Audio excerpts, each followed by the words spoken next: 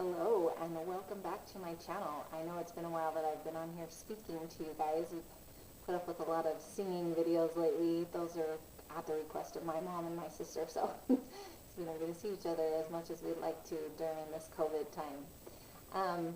This month I'd really like to share a few resources with you guys about teaching our kids about how to have healthy sexuality and how to protect them from pornography and help them understand what it is, all the way through helping them understand going through puberty and all the development that happens then, and then on into having healthy, intimate relationships with their future spouses.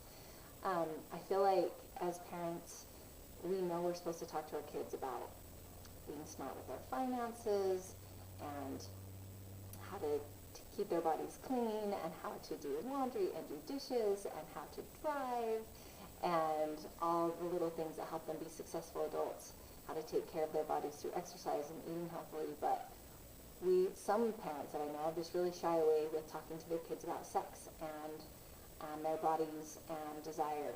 And I think that really sets kids up for failure with having it be hard to figure that out on your own.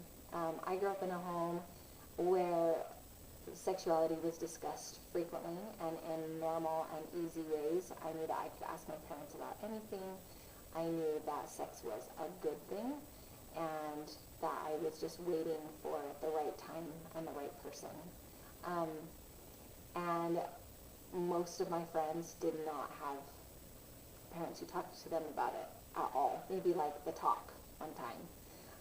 And so I just wanted to give you a few resources to help you be more comfortable discussing healthy sexuality with your kids so that they can be empowered to have healthy sexual intimacy as adults, and it won't be something that they struggle with. It will be something to have a good understanding of. And the first step to doing that is just to normalize our sexuality. It's a good thing. It's something we all deal with, just like eating and sleeping and breathing. So we should be talking about it. I know you've heard me talk about pornography prevention a lot, but because I feel like pornography sells such a lie and is such an affront to actual honest intimacy, I'm going to review a few of those resources that I've shared in the past here today, and then throughout the rest of the month I'll share with you some of the other books and resources that I use in my home to help teach healthy sexuality and healthy sexual intimacy to my kids and to myself, to make sure that I'm in a good place and have a good understanding of my own body. So first of all, this is the book that I start with. You can actually Google God Gave You a Body PDF, and you can download this for free and just have it on a device. I chose to download it and print it out because I'm old school and I like the feel of a book in my hands. So I start reading this to my kids when they are about 4 years old, and it just goes through teaching about their bodies and what a gift it is to have a body, how to take care of it, what to do if anyone tries to touch you inappropriately, or if you are in a situation where you see something that makes you uncomfortable, and just really simple overview for little kids that gets that conversation started where they can ask questions. I know you've also seen me talk about the Good Pictures, Bad Pictures picture book, and I lend it out so frequently. I don't know where my copy is, but I'll link it in the description box below. And I'll also link this in the description box below as well.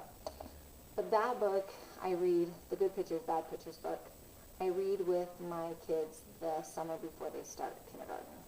And some of you might think that's a little bit young to be discussing porn with your kids, but I've had friends who that was their first encounter with pornography was in kindergarten. So, and with the way that kids are on devices all the time, my older boys tell me all the time how there's always stuff popping up, and they are on like the school account that's supposed to have really good filters on it. It's just good for them to develop the skills they need so that they know what to do when they see it, they know what it is, and they know how it affects them and why it's important to avoid it. Hands down.